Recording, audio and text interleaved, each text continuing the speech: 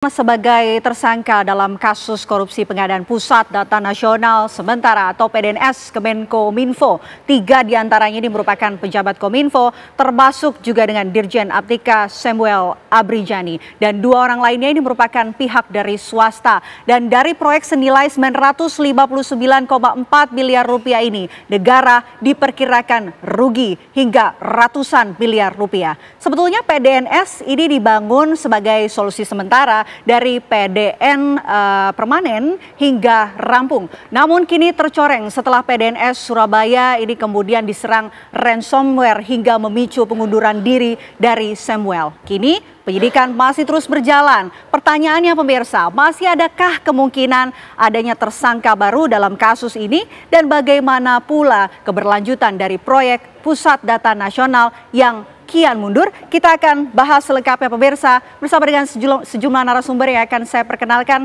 satu persatu. Ini di sebelah kanan saya ini sudah hadir ada Pak Ahyar Salmi, pakar pidana UI. Selamat malam Pak Ahyar. Malam, Bena. Sehat Pak Ahyar? Alhamdulillah sehat. Alhamdulillah sehat. Tapi dengar berita ini jadi agak sakit. Oke, agak pusing gitu ya Pak ya? Iya. Oke, di sebelah Pak Ahyar ini juga sudah hadir ada Pak Ardi Suteja, pakar IT Telematika. Selamat malam Pak Suteja. Selamat malam sehat, Mbak Pena, apa kabar? Sehat, Alhamdulillah. Baik, selain Pak Ahyar dan juga Pak Suteja, ini kami juga sudah terhubung pemirsa melalui sambungan Zoom. Ini sudah ada Prof. Henry Subianto, staf ahli Kemenkominfo 2007-2022, sekaligus guru besar dari Ilmu Komunikasi UNER. Assalamualaikum, selamat malam Prof. Henry. Waalaikumsalam warahmatullahi wabarakatuh Mbak Vena. Oke, izin ya Pak, saya mau ke Prof. Henry terlebih dahulu. Karena ini kan beliau juga pernah menjabat di Kemenkominfo. Tentu juga paham kali ya mengenai seluk-beluk di dalam Kementerian Kominfo. Sekaligus minta analisanya Prof. Prof, sebetulnya kalau kita lihat dengan dibangunnya PDN ini, semangat utamanya itu apa sih? Tujuan dibangunnya PDN ini untuk apa Prof? Ya tentu saja semangatnya adalah membangun pusat data yang ada di dalam negeri, dan itu pusat data yang digunakan untuk melayani penyelenggara sistem elektronik publik. Penyelenggara sistem elektronik publik itu PSE yang dimiliki oleh instansi pemerintah atau kementerian begitu ya, juga Pemda dan sebagainya, yang merupakan lembaga-lembaga yang berafiliasi pada pemerintah atau negara. Itu namanya PSE publik. Sementara kalau PSE privat, penyelenggara sistem elektronik privat, itu servernya tidak harus masuk, tidak di situ, tidak di PDN, tidak di Pusat Data Nasional begitu. Jadi ini untuk memang PSE publik. Nah, problemanya itu begini, Mbak. Sebenarnya Kementerian Kominfo, Dirjen, kementerian itu adalah regulator. Dirjen itu menurut peraturan presiden ya, peraturan PP, menurut PP nomor 10 tahun 2005 tentang unit organisasi dan tugas eselon 1, ya Dirjen itu kan eselon 1. Itu tugas utamanya itu adalah regulator. Dia adalah satuan pemerintah untuk meregulasi, membuat kebijakan atau menyusun kebijakan, regulasi tadi, standar teknis, serta mengawasi pelaksanaan. Nah, kalau hal-hal yang namanya membangun pusat data nasional, kemudian terkait dengan hal-hal yang operasional ya, operasional itu sebenarnya bukan tugas regulator, itu tugas operator. Misalnya Dirjen Dikti, misalnya ya, Dirjen Pendidikan Tinggi gitu. Itu tidak melakukan pendidikan, yang melakukan pendidikan adalah BHMN, Badan Usaha milik Badan Hukum milik negara, misalnya kayak UI, UGM, UNAIR begitu. Atau BLU, Badan Urusan Umum gitu ya.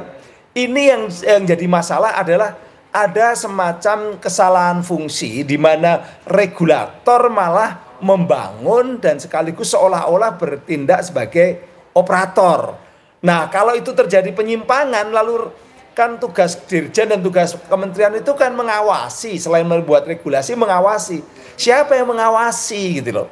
Itu yang kemudian kemarin itu sebenarnya boleh dikatakan bukan hanya persoalan korupsinya yang quote and quote jadi masalah, tapi sebenarnya ada persoalan fungsi dari kedirjenan maupun dari kementerian yang perlu diluruskan kembali. Kalau sudah namanya Prof. operator Henry membuat pusat data nasional, Oke, baik, Prof. kemudian Henry. ada kebocoran, ya bocor itu yang Baik. justru mengawasi adalah pemerintah, yaitu Prof. Kementerian, Dirjen. Begitu. Prof. Henry, sebetulnya banyak masyarakat yang masih bertanya-tanya begitu mengenai keuntungan dengan dibangunnya PDN ini. Sebetulnya apa saja sih, Prof? Ya keuntungannya maksudnya adalah supaya semua ini ada di satu satu pusat data begitu, supaya ada mempermudah dalam sistem penyelenggaraan pemerintahan berbasis elektronik. Itu kan seperti itu, arahnya ke sana untuk mempermudah, dan ini merupakan semacam amanah ya, amanah yang diberikan juga kepada Kominfo, yaitu pada Perpres 95 tahun 2018. Kominfo itu dapat mandat, yaitu apa? Menyelenggarakan tadi pusat data nasional sebagai infrastruktur utama yang mendukung sistem pemerintahan berbasis elektronik. Kan kita ini kan sedang transformasi digital begitu ya. Nah, tugas ini kemudian diselenggarakan, sebenarnya tugas itu tidak harus operator sebagai operator, tapi merumuskan kebijakan saja, mengordinasikan saja, ngawasi saja begitu. Ketika kemudian menjadi operator, mengelola PDN, membangun PDN, ini jadi masalah. Ketika kemudian ada penyimpangan di situ, lalu kebingungan kan, ini harusnya Dirjen itu mengawasi dan memberi sanksi kalau pelaksanaannya tidak sesuai peraturan begitu. Ternyata dia sendiri atau katakanlah lembaganya bersama katakanlah bawahannya yaitu direktur itu yang menyelenggarakan. Ini problema awalnya di situ. Oke, Pak Sutedja, betul nggak sih apa yang dikatakan oleh Prof. Henry begitu, di mana kesalahan fungsi regulator ini bertindak sebagai operator? Sebetulnya ini udah masalah lama ya, apa yang disampaikan Prof. Henry itu ada benarnya. Ini kami juga di industri sering kali menyampaikan dan bahkan mengkritik, saya terbuka, nggak mungkin regulator itu menjadi pemain multifungsi ya. Dia mengatur lantas dia mau jadi operator, itu sesuatu yang ya boleh dikatakan tidak lazim gitu. Nah sehingga celah-celah penyimpangan itu sudah terbaca dari awal sejak regulator itu menjadi pemain multifungsi itu. Nah ini yang membuka berbagai celah, sehingga yang sekarang kita saksikan masalahnya itu ya ini sebetulnya sudah bisa diprediksi dari awal itu. Oke, sebelumnya juga Pak Sutedja sudah memprediksi dari awal ya? Ya kemungkinan terjadi masalah, apalagi terjadi kebocoran data ya, ransomware, itu 2 tahun sebelum kejadian itu udah kami sampaikan ya, bahwa ini yang namanya PDNS ini riskan sekali. Ya ibaratnya menempatkan semua telur dalam satu keranjang kan, dan yang apa yang saya sampaikan 2 tahun sebelumnya itu terjadi. Oke, ini kan baru satu PDN di Cikarang ya, ada kemungkinan juga nggak sih PDN-PDN yang lain ini kebijakannya akan berubah? Saya nggak bisa sebut ya, nggak bisa prediksi, tapi kalau melihat pola pengadaannya, terus pola perencanaannya, teknologinya, kemungkinan terulang kembali kasus yang terjadi di Surabaya besar sekali. Artinya kemungkinan terjadi peretasan, kebocoran data, itu kemungkinan besar akan terjadi kembali. Oke, Prof. Henry sebagai yang pernah menjadi tenaga ahli di Kemenkominfo, apakah juga sebelumnya sempat menyampaikan hal ini? Iya, sebenarnya kalau saya secara pribadi saya tidak dilibatkan dalam proyek ini, terus terang. Tapi kalau membuat regulasi kami terlibat gitu ya. Dan dalam regulasi itu jelas, di Undang-Undang ITE misalnya, itu kalau ada persoalan keamanan, kemudian persoalan tidak handal dari penyelenggaraan sistem elektronik, yang tanggung jawab itu PSE-nya, bukan pemerintah. Nah sekarang PSE-nya sendiri adalah pemerintah. Kan PSE-nya sendiri adalah Dirjen. Karena begini, karena PDN ini kan menyediakan dan mengelola infrastruktur. Ada sistem elektronik, ada server di situ, ada cloud computing di situ, ada penyimpanan data di situ. Ini berarti apa? Ini berarti sistem elektronik. Ini yang disebut sebagai penyelenggara sistem elektronik oleh PP 71 2019. Lah kalau dia adalah penyelenggara sistem elektronik dan pelakunya atau pelaksananya adalah direktur atau dirjen, maka menjadi sulit ketika pemerintah itu diwakili oleh Dirjen untuk menegakkan aturan, menegakkan pengawasan. Karena ternyata yang melaksanakan bagian dari dirinya sendiri. Makanya biasanya adalah yang menyelenggarakan itu harus badan tersendiri, ya, badan tersendiri atau unit tersendiri, bahkan bisa juga kerjasama dengan swasta, BUMN dan sebagainya begitu. Tapi pemerintahnya itu hanya pengawas, selain regulator dia pengawas. Kalau ada kekeliruan, pemerintahnya yang minta pertanggungjawaban, bukan seperti sekarang. Ini kan pemerintahnya kan seolah-olah disalahkan ketika bocor, sehingga sampai mundur dirjennya. Oke, pemerintah hanyalah pengawas. Baik, Prof. Henry. Kalau begitu saya mau ke Pak Ahyar. Pak Ahyar, ini kalau kita lihat kasus ini kan ditangani oleh Kejati ya. Kenapa bukan Kejagung? Ditahan nanti ya. Kita akan jawab usai jeda. Apa kabar Indonesia Malam akan kembali untuk Anda. Sesaat lagi, tetaplah bersama kami.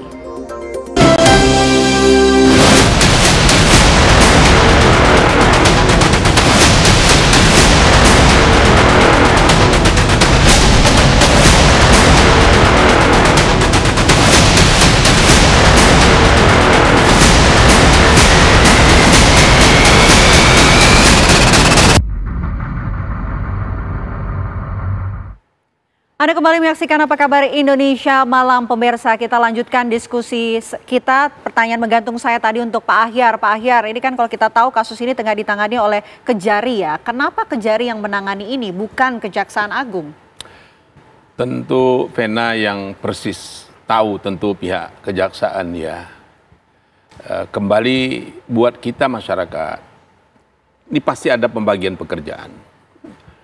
Kejaksaan Agung begitu banjir dengan kasus-kasus yang menurut saya tidak kalah dahsyatnya dari ini. Oleh karena itu mereka berbagi tugas dan itu dimungkinkan. Secara teoritis di mana tindak pidana terjadi, kejaksaan disitulah yang akan menangani. Tetapi ini kejaksaan ini satu sebetulnya, sama juga seperti pihak kepolisian. Bisa juga ditarik ke atas, bisa juga dilihat nanti tingkat kesulitan di atas. Saya ini juga mantan komisioner kejaksaan. Jadi yang penting buat masyarakat adalah bagaimana kasus ini tuntas. Saya berharap pihak kejaksaan menuntaskan. Ini selama ini kejaksaan menurut saya ini sudah on the track nih. Lagi begitu luar biasanya di dalam pemberantasan korupsi. Jaga semangat ini. Ya, begitu banyak kasus-kasus yang besar yang kita mencengangkan kita kok terbongkar. Nah ini juga, apakah ada orang di balik itu? Ini kan sudah 5 dijadikan ya, ini adalah penyertaan. Apakah hanya 5 ini atau ada yang lebih tinggi? Karena kita boleh bertanya, apakah peristiwa pidana yang begitu pentingnya ini menurut saya, karena menyangkut data nasional, lembaga-lembaga penting negara kita, itu yang bocor. Ini dahsyat betul. Oleh karena apa? Karena mungkin adakah kalau menurut informasi jika itu memang benar, ada atur-mengatur di situ. Tadi Prof. Henry sudah mengatakan ada regulator, ada juga pengawas, kok ikut sebagai pelaksana. Ini namanya kalau di sepak bola, wasit udah jadi pemain. Multitasking gitu ya? Iya, kalau wasit menjadi pemain, suka-suka dia. Bola, kalau pihak lawan menendang bola belum out dikatakan out. Tapi kalau pihak yang dia ingin kode offside belum offside. Nah ini ternyata permainan itu juga terbongkar. Kan seperti itu. Nggak boleh. Ini sangat melanggar. Ini nanti perkiraan saya, pasal yang akan dipakai adalah pasal 2 atau pasal 3 Undang-Undang Tindak Pidana Korupsi. Ancaman pidananya kalau pasal 2 itu bisa hukuman mati. Kita lihat nanti di mana kejadian, ada syarat-syaratnya. Karena ini dahsyat ini. Data nasional, lembaga-lembaga negara kita, kalau itu yang sampai bocor ke luar negeri, mungkin kita lagi tidur, tahu-tahu nanti bom bisa datang aja di tempat kita, bisa dipilih-pilih kan. Atau data ini diolah untuk kepentingan yang lain. Ini kan, kalau zaman dahulu, ini bisa dipakai undang-undang supersif sebenarnya menurut saya ini. Terhadap kasus ini. Yang orang yang membongkar situs tadi, itu bisa subversi. Nah, sejauh mana ini keterkaitan orang-orang yang berlima yang sekarang atau ada yang lain, Nah. Kita lihat di situ. Oke. Ini harus dibongkar. Oke, keterkaitan antara 5 orang itu. Tapi Prof. Henry, kalau dari kacamata Anda, ini melihat 5 orang tersangka yang sudah ditetapkan ini sebetulnya bergerak sendiri atau ada keterlibatan pihak lain, Prof. Henry?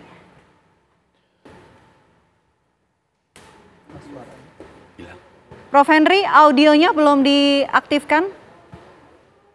Masih di mute? Ya, maaf. Oke, silakan, itu Prof. tadi adalah tugas dari para penyidik, para penegak hukum untuk mengembangkan kasus ini tentu saja. Karena memang tadi dikatakan oleh Pak Ahyar ya bahwa ini persoalan besar bagi negara kita. Data itu adalah sesuatu yang terkait dengan kekayaan alam milik warga negara Indonesia. Sekarang data kita itu kalau sudah namanya diambil orang, diganti-ganti dan diubah atau digunakan oleh orang-orang yang tidak bertanggung jawab, itu tentu saja berpengaruh terhadap masa depan kita. Kita bisa diprediksi, bisa diproyeksi, bahkan negara ini bisa diketahui kelemahan-kelemahannya dari data-data itu. Makanya data itu harus diregulasi sedemikian rupa supaya aman. Undang-undang ITE sudah ada larangan atau katakanlah ancaman-ancaman pada mereka-mereka yang melakukan pengerusakan atau mengakses secara ilegal terhadap data, itu ada.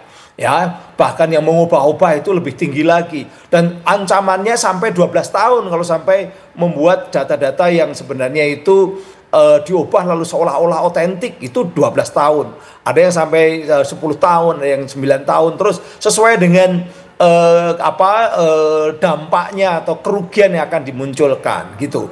Nah, sekarang persoalannya adalah ini ada 2 hal pidana. Satu pidana mengenai tadi yang kebocoran data yang ada di Surabaya atau juga yang diretas gitu ya. Tapi juga persoalan bagaimana PDN ini sendiri bermasalah karena dibangun tidak sesuai dengan ketentuan-ketentuan yang seharusnya begitu, karena sampai bocor di Surabaya seperti itu. Nah, seharusnya negara itu aman, pemerintah itu aman kalau dia hanya sebagai regulator, aman kalau dia hanya sebagai pengawas, tapi menjadi tidak aman ketika dia juga menjadi bagian dari proyek yang membuat data itu, membuat pusat data itu. Ini masalahnya begitu, Mbak Vena. Oke, baik. Masalahnya ada ketidaksesuaian spesifikasi ataupun syarat yang sudah ditetapkan. Ini celahnya dari mana sebetulnya, Pak Suteja, kalau Anda melihatnya? Dan apakah untuk PDN server yang ada di Indonesia, ini sebetulnya servernya ini ada di Indonesia atau ada di mana sebetulnya? Jadi gini ya, di setiap teknologi itu kan ada bagian-bagian dari teknologi ya. Ada servernya, ada perangkat-perangkat lain ya. Nah, dari semua perangkat, sekian banyak perangkat yang ada dalam PDN itu, tidak satu pun kita menguasai isi dalamnya. Ya, di dalam setiap komponen elektronik, nggak usah sederhananya handphone kita aja lah, cellphone. Di dalamnya kan ada ribuan komponen.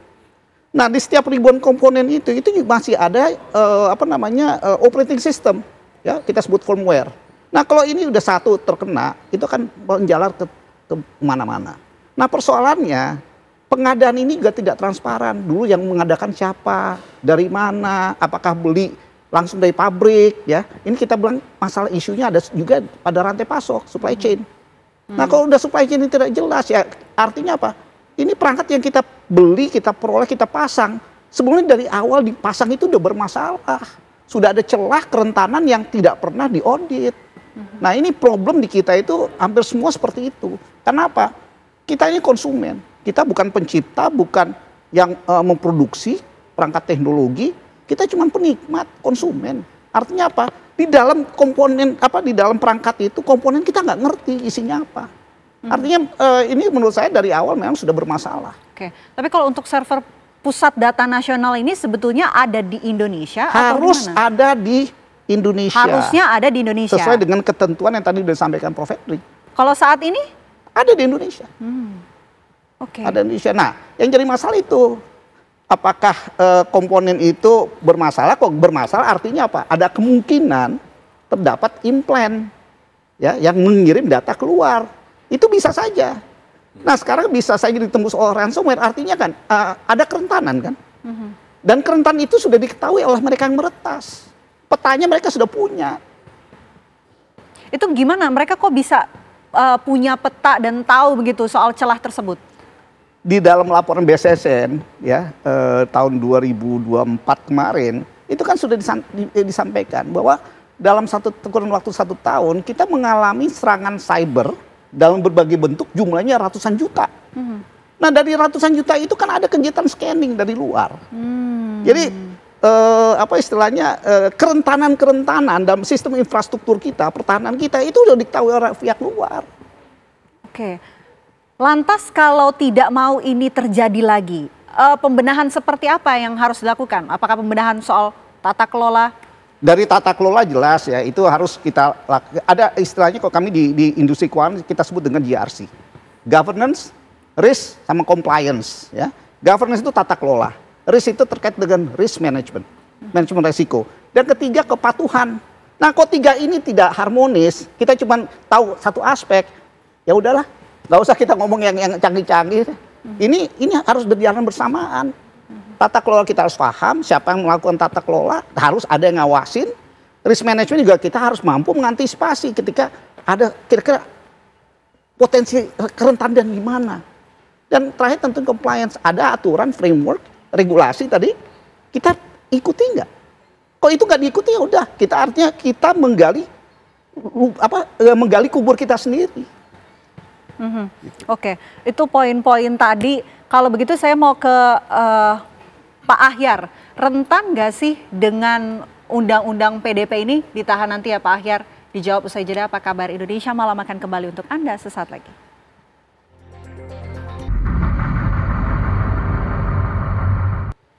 Anda kembali menyaksikan Apa Kabar Indonesia Malam. Kita lanjutkan diskusi kita, Pak Ahyar. Ini kalau kita lihat proyek PDN Pusat Data Nasional sementara ini yang saat ini terjerat kasus korupsi begitu, rentan nggak sih untuk melanggar Undang-Undang Perlindungan Data Pribadi atau PDP? Tentu ya. Di dalam lembaga nasional kita tadi, lembaga-lembaga negara kita yang ada, katakanlah mengenai masalah kependudukan, kan data pribadi kita juga ada di situ. Saya juga mengalami sendiri malahan, kok orang tahu tentang saya dari mana dia. Saya cek, itu adalah kelihatan apa yang disebut itu, nama lengkap yang saya itu sama dengan kartu keluarga. Sama di situ. Berarti kemungkinan kan dia dapat entah dari mana, kita nggak tahu. Ini kan ada di kelurahan, ada di mana-mana. Pernah mengalami itu Pak Ahyar? Baru dalam minggu-minggu ini. Ya, berapa hari yang lalu malahan. Dia mengaku dia dari Dukcapil. Pak, udah mengalami segala macam seperti itu. Ada. Jadi yang kita lebih risau lagi ya. Negara kita ini kan harus melindungi. Tujuan kita bernegara salah satu di dalam alinea keempat pembukaan Undang-Undang Dasar kita. Negara ini melindungi segenap bangsa, rakyat Indonesia. Dari segala aspek tentunya. Nah ini kan keamanan kita nih gimana? Yang tadi negara tentu yang sangat penting-penting juga kan. Tidak juga kurang pentingnya anggota masyarakat, rakyat ini, data-datanya dia, entah dikemanakan nanti, kita nggak tahu juga bisa dimanfaatkan. Karena penjahat ini berapa langkah di depan penegak hukum sebenarnya. Kelihayannya dia untuk mencari celah lolos dari jerat hukum. Celah untuk meng-create suatu tindak pidana. Jauh di depan kita dia. Kadang-kadang kita, udah ada yang kayak begini ya. Nah yang seperti itu bisa saja menyangkut data pribadi masyarakat kita yang sudah pasti PDN tentukan adalah lembaga negara dulu yang akan dilindungi. Tapi di situ kan bukan tertutup kemungkinan ada juga data rakyatnya. Nah, kalau sampai saat ini juga belum ada undang-undang turunan juga kan Pak Ahyar? Saya tidak tahu persis kalau tindak pidana yang terjadi dengan mengenai masalah cyber ini nanti orang akan menggunakan undang-undang ITE. Itu yang akan dipakai. Kemudian kalau ada dalam pengadaan barang itu terjadi atur mengatur akan dipakai nanti undang-undang tindak pidana korupsi. Nah, ini yang saya katakan tadi, prediksi saya seperti Prof Henry katakan, pemain ini pengawas ikut juga bermain kan seperti itu kan. Ini persis menyalahkan kewenangan. Itu diatur dalam pasal 3 Undang-Undang Tindak Pidana Korupsi. Ada yang melawan hukum bisa dipakai pasal 2. Ini tipis-tipis nih pasal 2 dan 3 ini mirip serupa tapi tidak sama ini. Nah, ini yang akan dipakai.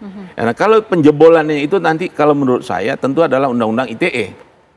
Siapa yang menjebol, untuk kemana itu data dipergunakan. Karena kita sudah tidak punya lagi undang-undang subversi. Kalau dahulu ini bisa, karena itu berkaitan dengan rahasia negara. Pasti banyak rahasia negara kan.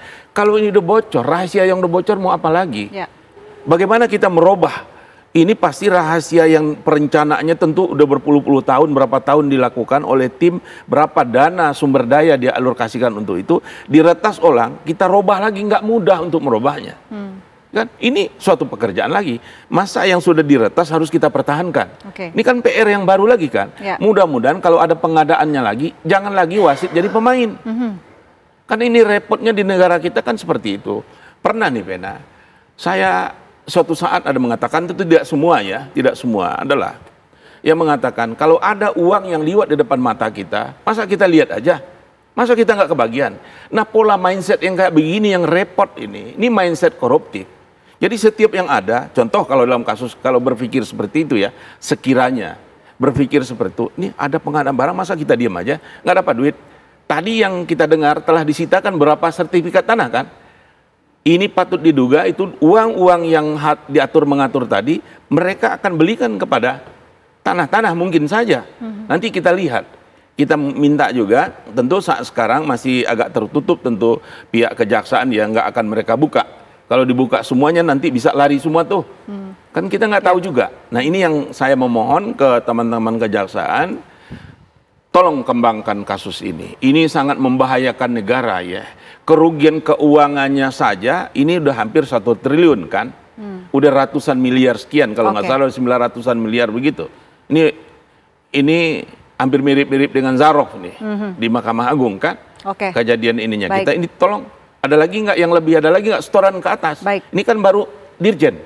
Pertanyaan saya, kasus yang sebesar ini, apakah Dirjen ini berani melakukan itu atau ada nggak pembisik-pembisiknya? Udahlah, jalan. Berani sendiri atau sebetulnya ada pihak lain yang juga terlibat? Ada pihak lain gitu, membuat dia berani gitu. Nah, itu yang kita lihat. Kalau ada turut serta mereka itu yang harus diproses. Jangan yang di permukaan ini saja. Tolong lebih ke dalam itu kita ini. Di epicentrumnya itu kita masuk. Jangan getaran ini retak tanah rumah karena ada gempa. Coba lihat di mana epicentrumnya. Itu yang harus dicari oleh pihak kejaksaan menurut saya. Harus didalami, harus diusut tuntas. Itu dari dari Pak Ahyar. Saya mau ke Prof Henry. Prof Henry, ketika masih di Kominfo, hal-hal seperti ini yang dikhawatirkan oleh masyarakat, ini sudah disiapkan atau diantisipasi belum sih? Iya, tentu saja itu wacana, perdebatan, diskusi itu ada ya.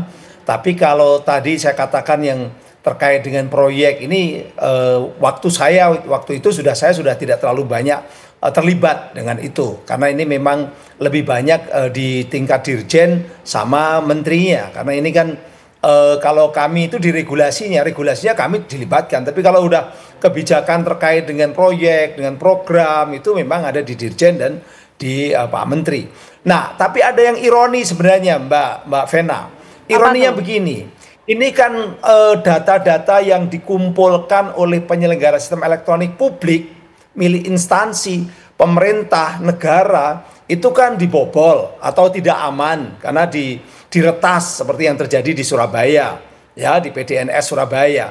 Sementara data-data yang lain itu adalah data-data yang dikumpulkan milik masyarakat, data masyarakat ini sebenarnya, data pribadi masyarakat, dikumpulkan oleh penyelenggara sistem elektronik privat. Yang privat ini di dalam regulasinya itu diperbolehkan di luar negeri. Jadi yang di dalam negeri disimpan di PDNS, diretas, yang satunya data-data masyarakat yang dikumpulkan oleh perusahaan-perusahaan swasta, malah ada di luar negeri yang di-surveillance. Dan juga adanya di luar negeri tentu saja yang mengelola, yang memproses bukan dari komponen-komponen bangsa kita. Perusahaan-perusahaan asing, misalnya kita pakai WhatsApp. WhatsApp itu penyelenggara sistem elektronik privat. Datanya di mana? Di luar negeri. Kita pakai Zoom, ini saya pakai Zoom. Datanya di mana? Di luar negeri. Kita pakai Shopee. Shopee itu apa? Shopee itu platform e-commerce milik swasta. Datanya di mana? Boleh di luar negeri, akhirnya di luar negeri.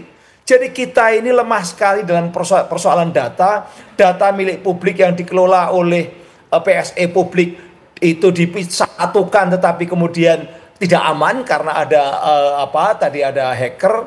Kemudian yang milik masyarakat lagi dikelola oleh swasta, swastanya boleh di luar negeri. Ini problema besar. Makanya kalau sudah seperti itu ya tentu saja ini persoalan kebijakan besar. Kebijakannya harus juga dievaluasi dan bahkan mungkin ditelusuri kenapa seperti ini begitu. Oke, kebijakan harus dievaluasi dan juga ditelusuri, itu dari Prof. Henry. Terakhir saya mau ke Pak Suteja. Pak Suteja, ini kalau kita belajar dari kasus pembobolan di ransomware di PDNS 2 kemarin, apa pembelajaran yang bisa diambil begitu agar tidak terulang lagi kembali terjadi pembobolan dan negara dirugikan, Pak Suteja? Yang jelas tadi sudah sampaikan ya, kita ini konsumen itu harus kritis ya, kita beli sesuatu ya kita harus tahu isinya apa. Itu satu. Kedua juga dari segi tata kelola juga kita harus benar-benar benahi dan memastikan bahwa tidak ada celah. Nah, masalahnya kan nggak semua orang ada di situ paham tentang tata kelola ya, apalagi mengenai kepatuhan terkait dengan standar best practices yang ada di industri, kan tidak semua. Nah, ini yang saya bilang, ini sekarang ini jangan menganggap diri kita ini sebagai pakar, tapi kalau nggak punya jam terbang ya udah jangan terlibat. Nah, ironisnya di kita ini sekarang ini banyak bener pakar gitu ya, jam terbang nggak ada.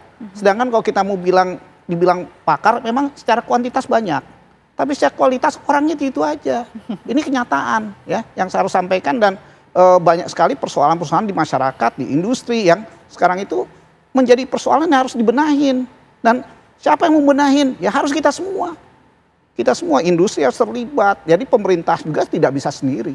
Apalagi mengurusi PDN, dan nggak bisa. Karena SDM di pemerintah juga sangat terbatas, apalagi mengawasi. Ya, ini regulator menjadi pengawas, menjadi pemain. Ini kan lucu. Nah, ini harus ada pemisahan fungsi. Ya, dan harus juga berkolaborasi dengan pihak lain di dalam rangka menjalankan fungsi maupun pengawasan untuk memastikan jangan sampai ada celah. Nah, kalau ini tidak jalan ya udah. Nanti tiap tahun pasti ada problem, ada masalah, ada peretasan, ada ransomware. Yang jelas semua ini nggak bisa hanya pemerintah. Ya. Jadi kita semua juga punya memikul tanggung jawab, dan kita semua harus kritis sebagai penikmat pengguna teknologi. Oke, ironi ya, dibangun untuk kemudian melindungi data negara tapi justru jadi lahan korupsi. Kita pantau bagaimana perkembangan kasus ini. Terima kasih Pak Suteja, terima kasih Pak Ahyar, terima kasih juga Prof. Henry telah bergabung di Apa Kabar Indonesia Malam. Selamat malam.